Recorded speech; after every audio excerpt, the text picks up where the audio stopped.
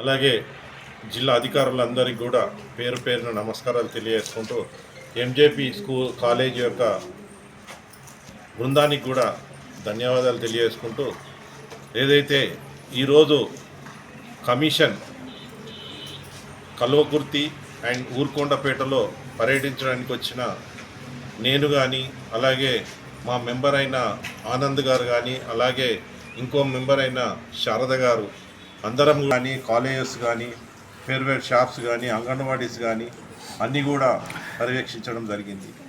అందులో భాగంగా ఏదైతే గత 10-12 ఏళ్ల శాతం తెలంగాణ సాధించుకున్న తర్వాత 10-12 ఏళ్ళ ఇప్పటి నుంచి కూడా మనము అంతకుముందు మన పిల్లలైతే ఎవరైతే ఉన్నారో స్టూడెంట్స్ అప్పుడు ప్రతి ఒక్కరు కూడా ప్రైవేటు కళాశాలలో చదివేవారు.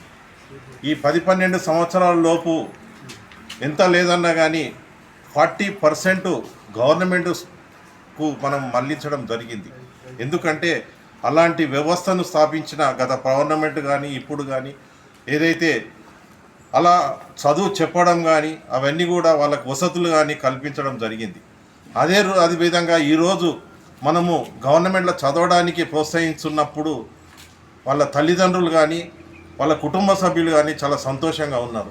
కానీ ఈ గత కాలం నుంచి కొద్దిగా మేము పర్యవేక్షణ చేస్తున్నప్పటి నుంచి కొద్దిగా లోపాలు జరుగుతూ ఉన్నాయి.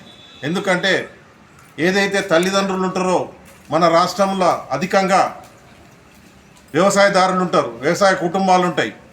ఆ వ్యవసాయ కుటుంబాలు తనకు ఒక 2-3 ఎకరాలు 3-4 ఎకరాలు ఉన్నవారు అప్పట్లో ప్రైవేట్ కళాశాలలో చదివించాలంటే వాళ్ళు వలసలు పోయి ఒక దగ్గర వాచ్మెన్లుగా ఉండి అవన్నీ ఉండి చదివించేవారు. కానీ గత 12 సంవత్సరాల నుంచి వలసల నుంచి మళ్ళీ వచ్చి ఏదైతే గవర్నమెంట్ కాలేజీలలో కానీ స్కూల్స్లలో కానీ మంచిగా చదువుకుంటూ ఉన్నారు.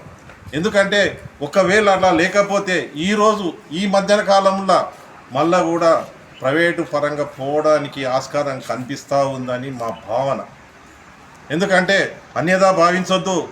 ఎవరైనా ఎంప్లాయీస్ కానీ కాలేజీ బృందాలు కానీ, ఎందుకంటే గవర్నమెంట్ అది చేస్తున్నప్పుడు మనం పర్యవేక్షణ చేసి ఆ పిల్లలకు మంచిగా ఆరోగ్యంగా ఉండేటట్టు చదువు కూడా మంచిగా చెప్పినట్టయితే మన రాష్ట్రం బాగుపడుతుంది, మనమంతా కూడా సంతోషంగా ఉంటాం. కాబట్టి ఆ విధంగా చేయాలనేది మా దృష్టికి వచ్చింది, మేము మీ దృష్టికి తేగలుగుతున్నాం. ఎందుకంటే గవర్నమెంట్ స్కూళ్ళల్లో కొద్దిగా లోపాలు ఉన్నాయి. అవన్నీ కూడా ఇప్పుడున్న మన యంత్రాంగం కానీ మన గవర్నమెంట్లో ఉన్న ఎంప్లాయీస్ కానీ దాన్ని మీరు సరిదిద్దడము మీ వంతు బాధ్యతగా మీరు చేయవలసిన అవసరం ఉంది. ఎందుకంటే మన రాష్ట్రం ముందుకు పోవాలంటే మనమంతా ఎడ్యుకేషన్ ఇవ్వాల్సిన అవసరం ఉన్నది. ఎందుకంటే చదివే ఒక మనకు ఆస్తి. చదువు లేకపోతే ఆస్తిపరులం కాదు. చదువు ఉంటే మనం ఆస్తిపరులం అన్నట్టే. కాబట్టి మనము మన ఎంప్లాయీస్ కానీ లేకపోతే మన తల్లిదండ్రులు కానీ అందరూ కూడా మనము చదువు చెప్పించడము మన బాధ్యత. కాబట్టి మీరు ఎంప్లాయీస్ అన్యదా భావించొద్దు.